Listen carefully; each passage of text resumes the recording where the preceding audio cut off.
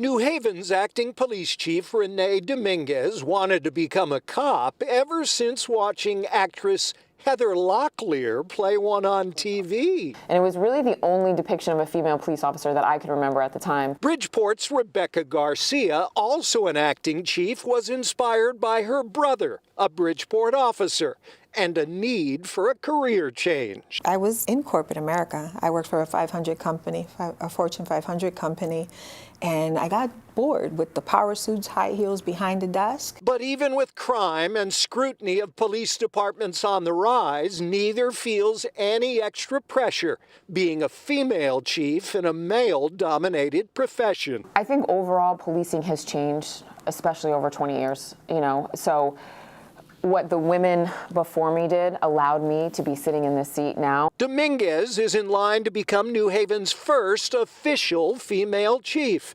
And she says starting policing at the age of 21 helped. But I just think it allowed me to kind of take in every experience I had, take in every person who tried to teach me something, and allowed me to really grow my career. Garcia was sworn in as the acting chief after then Bridgeport chief Armando Perez was arrested and eventually sent to prison for rigging the selection process for naming a chief. It put a breach of public trust for our police department.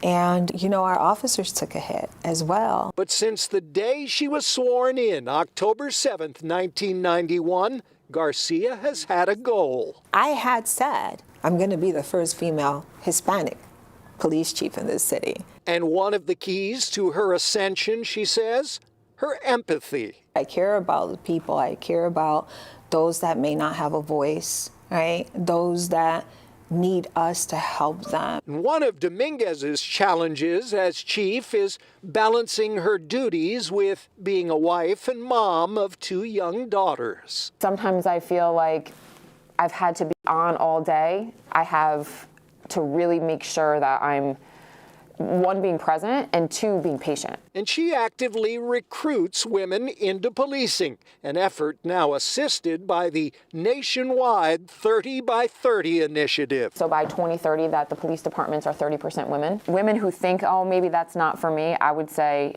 give it a try. They say doing a ride along or taking a tour of your local police department and even speaking with other women in policing might just persuade you. Honestly, the best move I ever made. It is a male-dominated field, let's be honest. It's a male-dominated field, but it doesn't even have to be sliced like that. Both chiefs contend departments that become more gender diverse will likely have more success because of the distinct qualities men and women bring to the job.